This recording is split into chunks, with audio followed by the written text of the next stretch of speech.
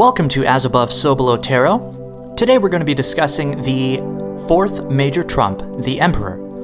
Now on the Fool's Journey, the Magus' energy passes through the intonation of the High Priestess and then impregnates the Empress. She then mediates this energy further and gives birth to the first creative material of the universe. It is here that we find the Emperor. The ideas expressed in the Emperor are familiar to most. Rulership, law, paternity, and regulatory action, these all play huge roles in the lives of those who live in civilized places. In an exploration of this card's fundamental principles, however, we must separate our understanding of the card from how we experience the card's qualities. For example, we must dispose of our preconceptions of rulership as enacted in a modern sense. The familiar corruptibility and incompetence inherent to these systems of human government will be of little use to us here as we examine the core function of the Emperor. So let's briefly look at the Emperor card found in the Thoth Tarot by Aleister Crowley and Frieda Harris. Here, we see a kingly figure seated at a throne adorned with symbols of Aries, the ram. Aries represents dynamic manifestation, righteous aggression, and inner strength.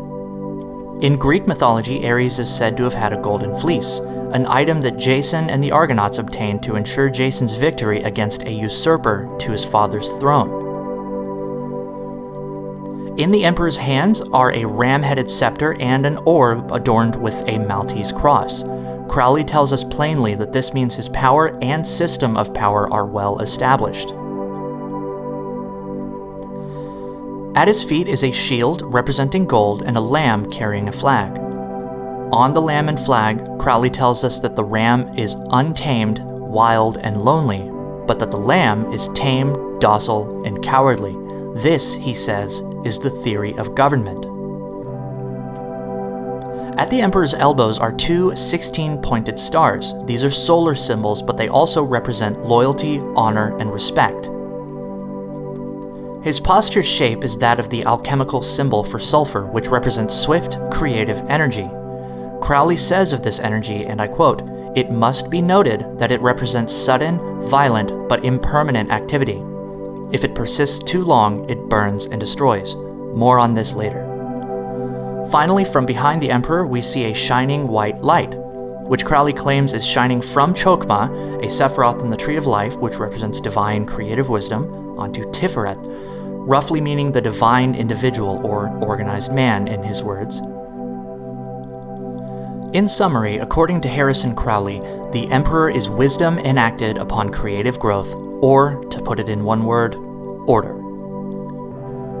To view the Emperor accurately, we must use the context provided by the Empress. In my video on the Empress, we discussed how she represents the universe's inherent compulsion to expand and grow, and how this compulsion generates the feminine creative principle of chaos. Without chaos, and without growth, the Emperor has nothing upon which to enact his principles. The Empress and the Emperor are always trading aspects of reality back and forth in their eternal creative performance.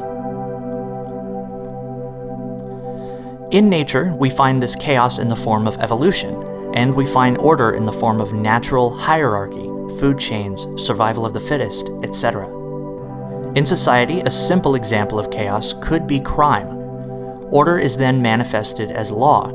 In this example, chaos can then manifest as changes in society which must be accounted for through changes in law. Legal systems, ideally, are in a state of constant adjustment, balancing chaos and order. As stated in my video on the Empress, too much chaos in any system, be it man-made or natural, is intolerable. The exact same thing can be said of order. Too much order or restriction in society produces tyranny and oppression. Too much order in nature completely restricts freedom of growth. In a perfect, balanced system, the Emperor represents a fair order of hierarchical elements. Chaos is always producing something new, and the Emperor is that which orders these new things hierarchically. Now, so much of this card is tied up in our ideas of government, law enforcement, and the corrupted elements of these things. But the Emperor is the ideal aspects of these ideas: protection, stewardship, and justice. In terms of waves and oscillation, the Emperor could be the structural qualities of language. Pure vibration of ultimate purity of consciousness, which is then passed through the filters of the High Priestess and Empress to be organized and mediated through the discernment of the necessary and unnecessary. The Emperor does away with that which serves no purpose or opposes order to an intolerable degree. He is the element in reality that judges and orders the value of creation, the necessary requirements for the divine feminine to produce sustainable life.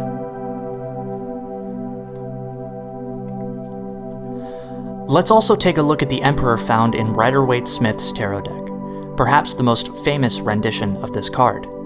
Here we see a forward-facing armored king at a throne also adorned with symbols of Aries. He is also clothed in symbols of Aries. Behind him are jagged stones, indicating his rigidity and his place in nature, rather than in court.